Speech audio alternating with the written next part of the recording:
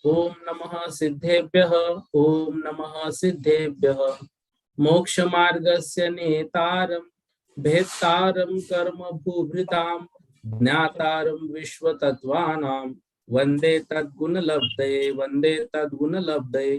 बोलो देवादिदेव 1008 श्री श्यामसनाथ भगवान की जय। आचार्य उमा स्वामी महामुनि राज की जय। आचार्य पूज्यपाद स्वामी महामुनि राज की जय। संत शिरोमणि आचार्य गुरुवर विद्यासागर जी महामुनि राज की जय। निर्यापक श्रवण मुनि पुंगो श्री सुधा सागर जी महामुनि राज की जय। समस्त मुनि संघ की जय। तद्वार सूत्र के 5वें अध्याय पर हम विगत दिनों से पढ़ रहे हैं और कल के सूत्रों में जो वर्णन हुआ था वह धर्म और अधर्म द्रव्य के विषय में था। धर्मा धर्मयो कृष्णे, धर्म द्रव्य और अधर्म द्रव्य ये कृष्णे मतलब संपूर्ण लोक में व्याप्त है।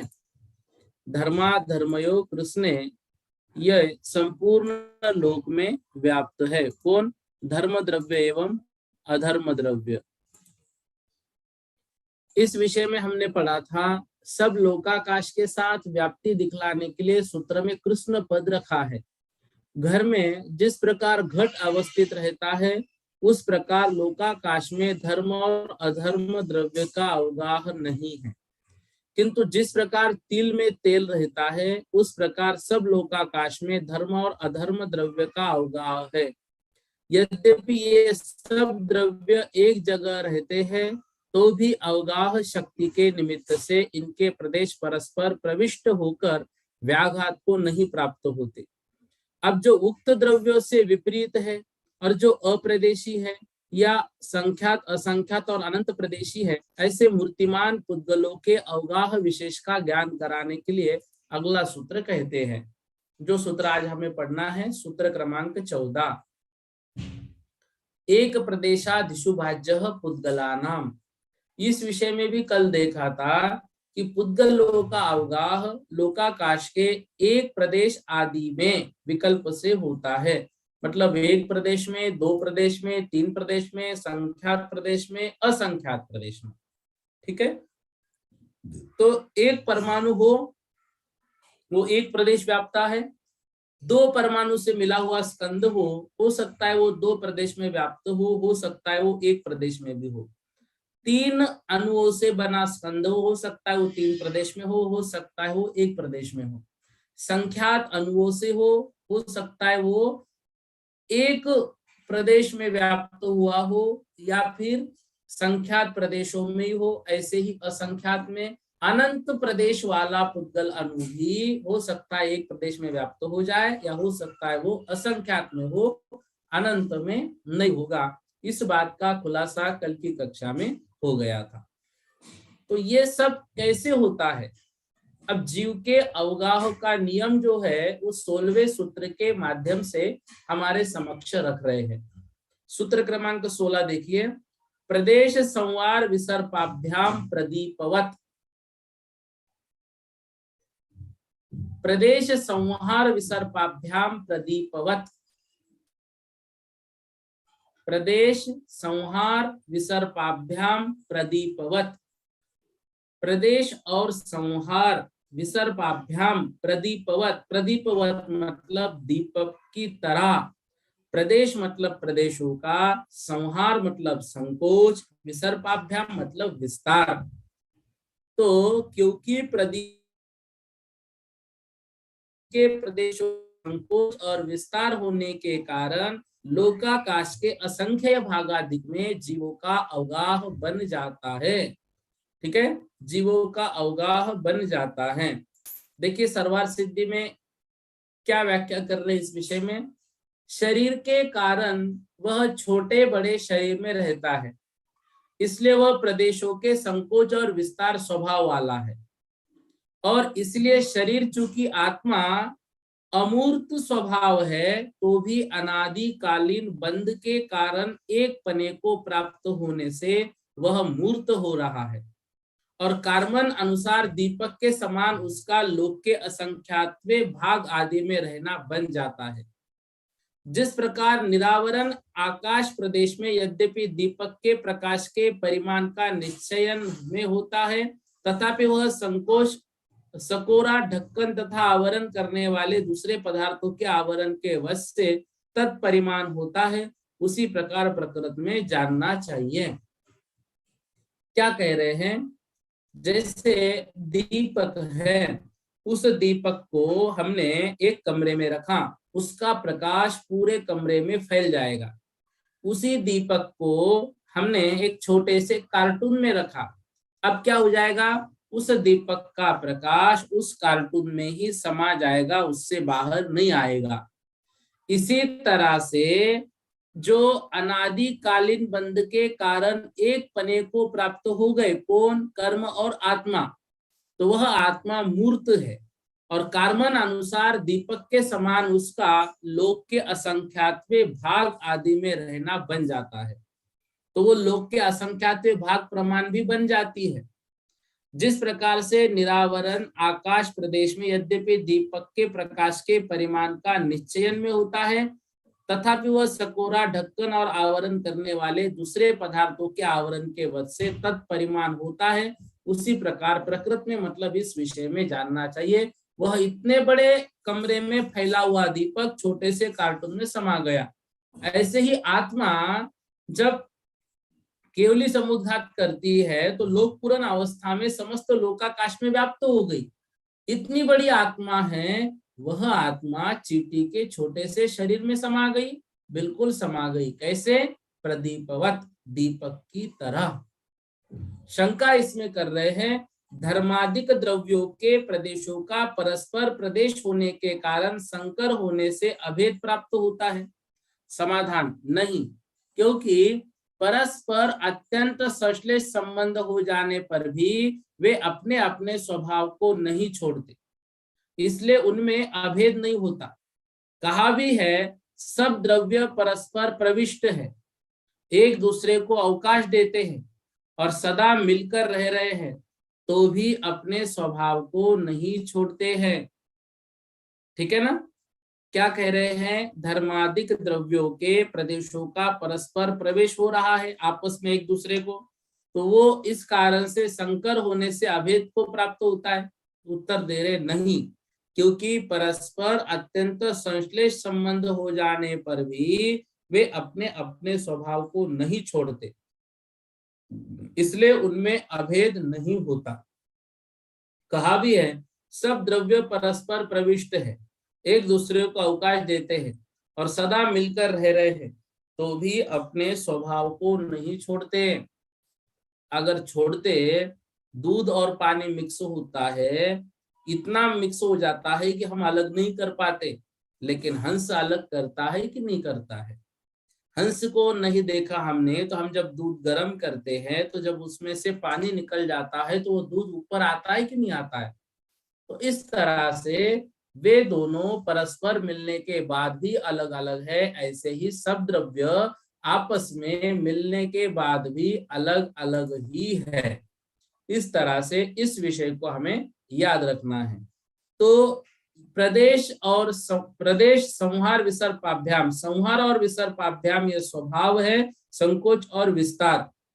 और किसका? प्रदेशों का। तो इस तरह से प्रदीपवत, प्रदीप की तरह वे आपस में कभी छोटा होता है और कभी बड़ा हो जाता है। तो एक जीव लोकाकाश के तुल्य असंख्यात प्रदेश है, तो उसका लोकाकाश के असंख्यातवें भाग में अवस्थान कैसे हो जाता है? कितना बड़ा है वो? जब लोक पूर्ण समुद्घात हो रहा है, तो संपूर्ण लोक के बराबर है वो। और वही आत्मा जब सूक्ष्म शरीर धारण कर लेता है, कितना सूक्ष्म? अणु के बराबर, तो वो एक प्रदेश में ही व्याप्त हो जा रहा है। तो इतनी बड़ी आत्मा जब एक प्रदेश में व्याप्त हो जाती है, तो फिर हम ये कैसे मान ले कि इतनी बड़ी आत्मा जो है, इतनी बड़ी आत्मा जो है वो मात्र एक प्रदेश में ही व्याप्त हो रही है। तो उसका उदाहरण दे रहे हैं प्रदीपवत। इसका कारण बताया, अमूर्त स्वभाव वाला भी आत्मा अनादि संबंध के प्रति एकत्व होने से कथनचित मूर्तता धारण किए हुए है। हालांकि आत्मा अमूर्तिक है, लेकिन कर्मों से सहित होने के कारण वो मूर्तिक हुई है और लोकाकाश के बराबर इसके प्रदेश है उस आत्मा के। फिर भी जब वह कार्बन शरीर के कारण ग्रहण किए हुए सूक्ष्म शरीर में रहता है, तब इसके प्रदेशों का संकोचन होता है, मतलब संहार होता है। और जब कार्बन शरीर के कारण बादल शरीर में रहता है, तब जल में तेल के समान प्रदेशों का फैला होकर विसर्पण मतलब विस्तार भी हो जाता है। तो संकोच और विस्तार के कारण जीव दीपक के समान लोक के असंख्येय आदि भागों में रहता है। जैसे निरावरण आकाश प्रदेश में रखे हुए दीपक का प्रकाश बहुप्रदेश व्यापी होने पर भी सिकोरा, मानिका और कमरे आदि आवरण के कारण सिकोर जाता है, मतलब छोटा छोटा होता है। अर्थात निरावरण आकाश प्रदेश में बहुत दूर तक व्याप्त हो, जैसे वो आवरण रहित हुआ दीपक तो उसका प्रकाश बहुत फैल जाएगा, लेकिन आवरण आ जाएगा तो जैसा आवरण होगा सिकोरे का या मानिका, तो उस आकार का वह बन जाएगा। तो जहां वो रखा है उतना ही संकुचित होकर वो रहा जाएगा, उसके ही प्रमाण वो बन जाएगा। उसी प्रकार संहार और विसर्प, संकोच और विस्तार स्वभाव होने के कारण दीपक के समान आत्मा के भी असंख्य भाग आदि में परिचिन्न वृत्ति हो जाती है। ठीक है। तो संसारी आत्मा का संकोच विस्तार शरीर प्राप्ति के अनुसार होता है, और सबसे छोटा शरीर भी घनांगुल के असंख्यात भाग प्रमाण है। एक प्रदेश का शरीर नहीं हो सकता, अतः आत्मा का पुद्गल के समान एक प्रदेश आदि में अवगाह नहीं हो सकता, एक प्रदेश में आत्मा का अवगाह नहीं हो सकता। संसारी आत्मा के शरीर होता है तो एक प्रदेश अवगाहन नहीं है, परंतु मुक्तात्मा के तो शरीर ही नहीं है, तो उनका हम एक प्रदेश में अवगाहन माने क्या? ऐसा नहीं, क्योंकि यद्यपि मुक्तात्माओं के वर्तमान शरीर नहीं है, तथापि जिस शरीर से आत्मा मुक्ति को प्राप्त होता है उस शरीर से कुछ कम आकार में आत्म प्रदेशों की रचना रह जाती है, न तो उस अंतिम शरीर से कुछ कम आकार से घटती है और न बढ़ती है, क्योंकि मुक्त अवस्था में संहार और विसर्पण का कारण कर्म जो है वो कर्म नहीं है। भाई आत्मा संकोच और विस्तार को प्राप्त हो रही है, किस कारण से? कर्मों के कारण, और वह कर्म ही अब खत्म हो गए। इस कारण से सिद्धों की आत्मा जो है वह संकोच और विस्तार के गुण से सहित नहीं है, तो अंतिम शरीर जो होगा उस शरीर के आकार का ही वो रहेगा, उससे छोटा बड़ा नहीं होगा। तो जो आत्मा का आकार है वह आत्मा का आकार इतना बड़ा है, तो लोक के असंख्यातवें भाग में उसका अवस्थान होगा। ये बात याद रखना, एक प्रदेश में उसका अवस्थान नहीं होगा, एक प्रदेश में वो कभी भी नहीं जाएगा। तो मुक्त आत्मा के विषय में भी बताया, मुक्त आत्मा में भी नहीं होगा, क्योंकि उसका कारण रूप जो कर्म है, उसका कारण रूप जो कर्म है वो कर्म अब उनके नहीं रहे। अब कह रहे हैं दीपक को ढकने वाले पात्र आदि हटा लेने पर दीपक के प्रकाश का विस्तार हो जाता है, उसी प्रकार देह का अभाव हो जाने से सिद्धों की भी आत्मा भी फैलकर लोक प्रमाण होनी चाहिए।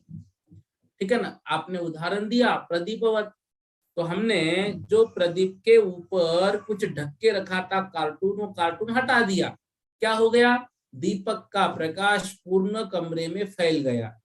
फिर ऐसे ही आत्मा जिस शरीर में है उस शरीर को उसने छोड़ दिया, तो सिद्धों की आत्मा वो भी फैलकर पूरे लोक प्रमाण हो जाए। उत्तर, दीपक के प्रकाश का जो विस्तार है वह तो पहले ही स्वभाव से दीपक में रहता है और पीछे उस दीपक के आवरण से संकुचित होता है, किंतु जीव का लोक प्रमाण असंख्यात प्रदेशत्व स्वभाव है, प्रदेशों का लोक प्रमाण विस्तार स्वभाव नहीं है, असंख्यात प्रदेश स्वभाव है। लेकिन प्रदेश लोक प्रमाण हो ये स्वभाव नहीं। जीव के प्रदेश पहले लोक प्रमाण फैले हो फिर आवरण हुआ, ऐसा भी नहीं है। ऐसा नहीं कि सबसे पहले जब जीव था तो वह पूर्ण लोक प्रमाण इतना बड़ा था, ऐसा नहीं। क्योंकि जीव के प्रदेश न तो अनादि काल से संतान रूप से चले आए शरीर के आवरण से सहित ही रहते हैं। इस कारण जीव के प्रदेशों का संहार नहीं होता तथा विस्तार व संहार शरीर नाम कर्म के अधीन ही है, जीव का स्वभाव नहीं है। समझ रहे विषय? देखो प्रश्न कर रहे हैं कि जैसे दीपक के ऊपरन का आवरण निकालने के बाद वह दीपक का प्रकाश पूर्ण कमरे में फैल गया, ऐसे ही शरीर का नाश होने के बाद सिद्धों की जो आत्मा है वह सिद्धों की आत्मा लोकाकाश के बराबर होनी चाहिए, इतनी बड़ी। ऐसा क्यों नहीं होता है? तो कह रहे हैं लोक प्रमाण उसका विस्तार है, स्वभाव नहीं। यदि स्वभाव होता तो विभाव का नाश होने के बाद, कर्मों का नाश होने के बाद वो स्वभाव में आ जाती और वह आत्मा लोक प्रमाण हो जाता, ठीक है ना। लेकिन वह आत्मा लोक प्रमाण होने के लिए उसका स्वभाव ऐसा होना चाहिए जो स्वभाव नहीं है। इस कारण से जीव के शरीर का अभाव होने पर प्रदेशों का विस्तार नहीं होता।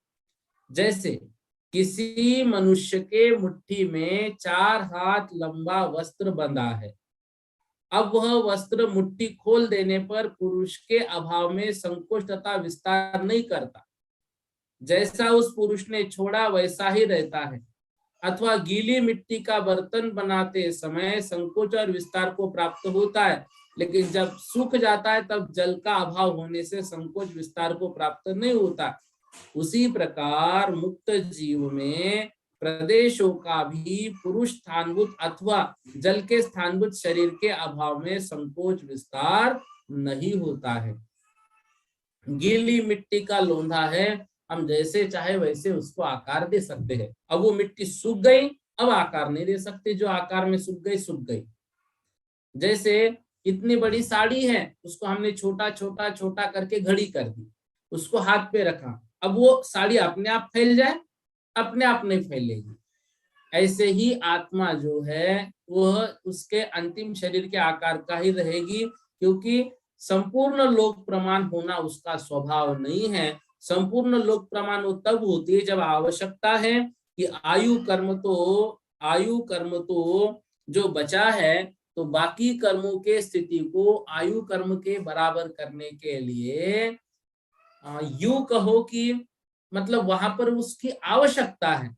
इस कारण से वो संपूर्ण लोक में लोक पूर्ण समुद्घात के समय फैल जाती है, बाकी वैसा उसका स्वभाव नहीं है।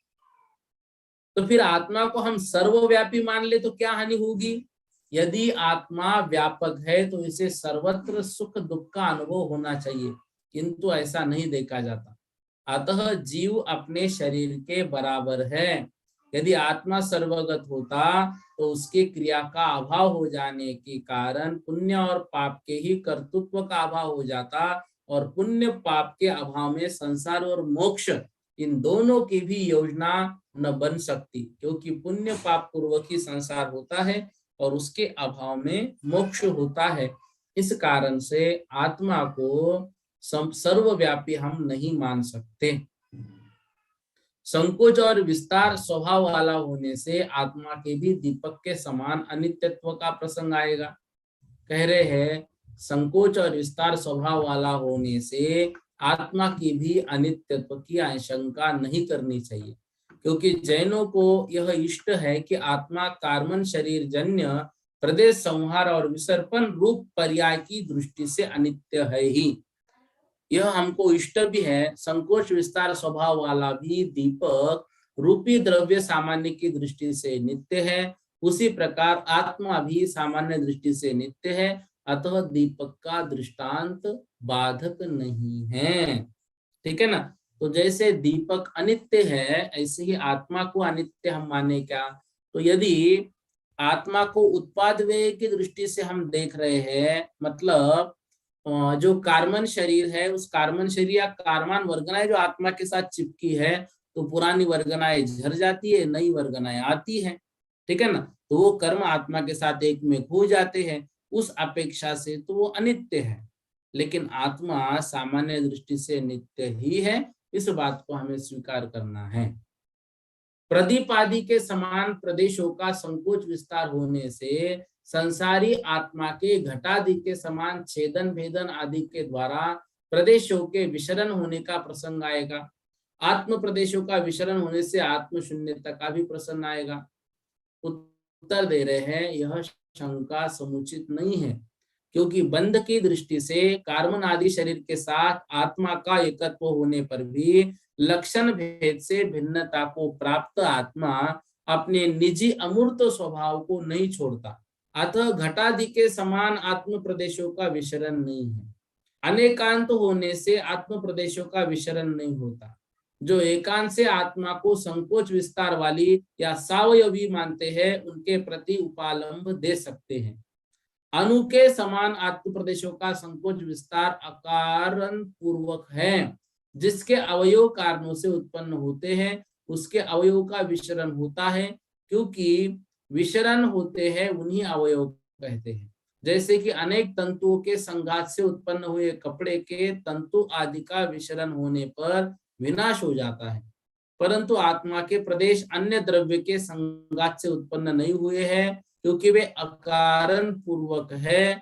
आत्म प्रदेशों का संघात बिना कारण है। जिस प्रकार अणु के प्रदेश अन्य द्रव्य संघात पूर्वक नहीं है, वह अवयव विश्लेष से अनित्यता को प्राप्त नहीं होता, किंतु अन्य परमाणु के संयोग से उनमें अनित्यता आती है। उसी प्रकार आत्म प्रदेश द्रव्य संघात पूर्वक नहीं है, अतः प्रदेशवान होने से सावयव होकर भी आत्मा अवयव विश्लेष से अनित्यता को प्राप्त नहीं होता, केवल गति आदि पर्याय की दृष्टि से ही अनित्य हो सकता है।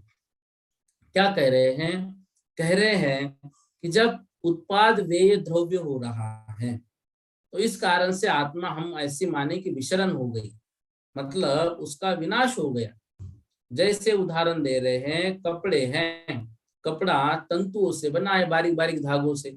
अब वो धागे कमजोर पड़ गए, कुइजट हो गए, क्षरण को प्राप्त हो गए, तो वह कपड़ा भी क्षरण को प्राप्त होगा। ऐसे ही कर्मों का नाश हो रहा है तो आत्मा क्षरण को प्राप्त होगी। तो आत्मा के ऊपर लगे हुए कर्मों का नाश हो रहा है, आत्म प्रदेशों का नहीं। और आत्म प्रदेश जो है वे एक में हुए हैं बिना कारण, उसको कोई कारण नहीं है, किसी कारण से वो एक संघ में बंधे हुए नहीं है, बिना कारण से बंधे हुए हैं। यदि मान लो किसी कारण से बंधे हुए होते तो कारण समाप्त हो गया तो अलग अलग हो जाते। तो आत्म प्रदेश अनादि काल से वैसे ही है, इसलिए उसको क्षरण को प्राप्त होने की कोई भी मतलब जरूरत नहीं है। तो आत्मा में संकोच विस्तार किस अपेक्षा से है? तो इसको हम मानेंगे अनादि पारिणामिक चैतन्य जीव द्रव्य उपयोग आदि द्रव्यार्थिक नय की दृष्टि से न तो प्रदेशों का संहार होता है, न विस्तारी होता है, और न द्रव्य दृष्टि से आत्मा के सावयवपना ही है।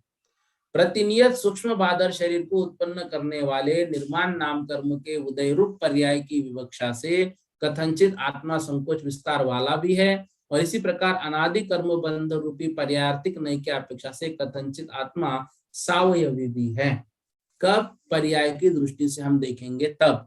द्रव्य दृष्टि से देखेंगे तो ना तो सावयवपना होगा और ना ही उसमें प्रदेश संहार विस्तार का गुण होगा, क्योंकि ये गुण आत्मा का नहीं है। वो तो आत्मा को कार्मान वर्गनाए मतलब कार्मन शरीर जैसा मिला है, उस आकार में वो ढल जाती है। बाकी आत्मा अपने शक्ति से नहीं कर रही है, उन कर्मों के कारण उसको उस तरह से होना पड़ रहा है, इसमें कर्म कारण है।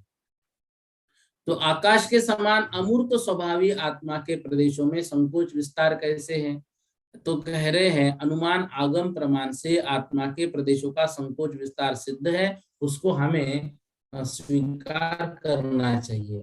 जैसे बालक के छोटे शरीर में व्याप्त आत्मा कुछ वर्षों पश्चात कुमार अवस्था में बड़े शरीर में व्याप्त हुआ प्रतीत होता है। बच्चे का शरीर इतना सा और हम बड़े बड़े बड़े हो रहे हैं, इतने बड़े हो गए, तो वही छोटी आत्मा बड़ी आत्मा बन गई, मतलब जैसा शरीर मिलेगा वैसा वो प्रतीत होगी। स्थूल शरीर में व्याप्त आत्मा का रुग्ण या वृद्ध अवस्था में पुनः कृष शरीर हो गया, तो व्यापक रूप से संवेदन होता हुआ प्रतीत होता है, तथा शिशु अवस्था का और कुमार अवस्था का जीव भिन्न भिन्न भी नहीं है, क्योंकि जो बालक था वही अब युवा है, वही मोटा शरीर अब पतला हो गया है। ऐसा एकत्व का ज्ञान कराने वाला प्रत्यभिज्ञान हो रहा है, वह भ्रांत भी नहीं है, क्योंकि बाधक प्रमाणों का अभाव है। अतः अनुमान प्रमाण से आत्मा के संकोच विस्तार का गुण सिद्ध है।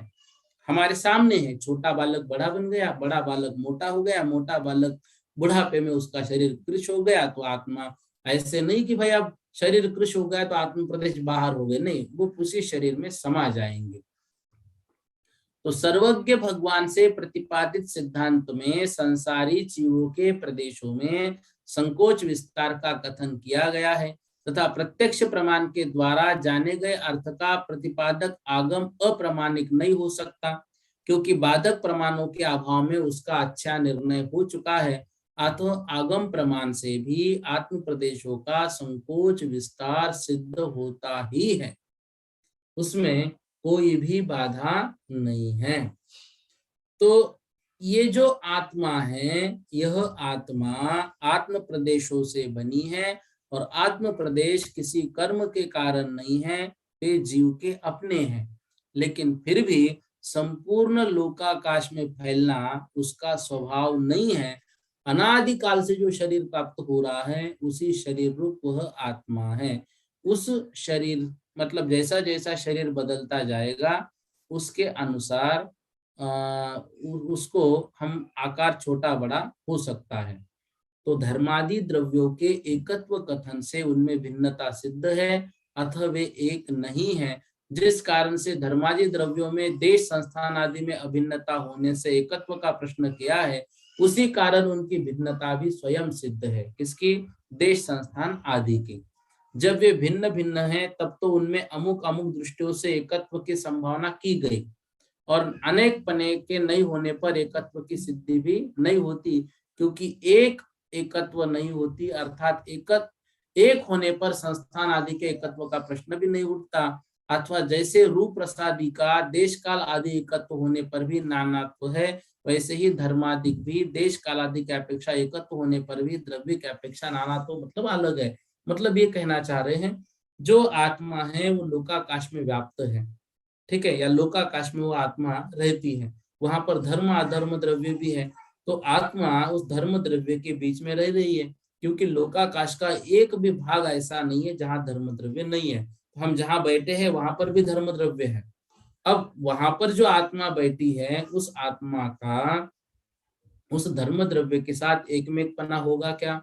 भले ही आत्मा उस धर्म द्रव्य पे बैठी है, लेकिन उसका एक में पना नहीं होगा। मतलब एकत्व होने के बाद भी नानात्व, मतलब एक होने के बाद भी अलग अलग सिद्ध हो जाता है। तो ये कभी भी एक नहीं होंगे, यह बात हमको यहाँ पर याद रखनी है। एक अगला सूत्र और देख लेते हैं, 17वां सूत्र। गति स्थित्युपग्रहो धर्मा धर्मयोरुपकारः। गति स्थित्युपग्रहो धर्मा धर्मयोरुपकारः। क्या कह रहे हैं? धर्म और अधर्म द्रव्य का उपकार क्या है? बता रहे हैं, गति स्थिति उपग्रहो धर्म अधर्मयो उपकारः। गति और स्थिति में उपग्रहो मतलब निमित्त होना, यह क्रम से धर्म और अधर्म द्रव्य का उपकार है। गति और स्थिति में उपग्रह मतलब निमित्त होना, तो ये क्रम से धर्म और अधर्म द्रव्य का उपकार है। गति में निमित्त होना धर्म द्रव्य का, और स्थिति में निमित्त होना अधर्म द्रव्य का उपकार है। ठीक है, तो इस तरह से मतलब प्रत्येक द्रव्य का जो उपकार है, वो उपकार की चर्चा यहाँ से शुरू हो रही है। तो सबसे पहले धर्म द्रव्य का उपकार बता रहे हैं। सर्वार्थ सिद्धि की व्याख्या देखिए। एक स्थान से दूसरे स्थान में प्राप्त कराने के कारण है, उसे गति कहते हैं। देखो, गति जो हमें प्राप्त हुई है, मनुष्य देव तिर्यंच नरक, ये गति अलग, और यहाँ पर जिस गति की बात हो रही है, एक स्थान से दूसरे स्थान के प्राप्त कराने में जो कारण है, उसे गति कहते हैं। मतलब एक जगह से दूसरी जगह जाना। और स्थिति का स्वरूप इससे बिल्कुल उल्टा है। उपग्रह शब्द का उपकार का पर्यायवाची है, जिसकी उत्पत्ति उपग्रहीयते है। गति और स्थिति इन दोनों में द्वंद्व समास है। गति और स्थिति ही उपग्रह है, इसलिए गति स्थिति उपग्रहो यह सूत्र वचन कहा है। धर्माधर्मयोः कर्ता अर्थ में षष्ठी निर्देश है। उपकार की उत्पत्ति उपक्रियते है। तो यह उपकार क्या है? समाधान, गति उपग्रह और स्थिति उपग्रह यही उपकार है। यदि ऐसा है तो द्विवचन का निर्देश प्राप्त होता है।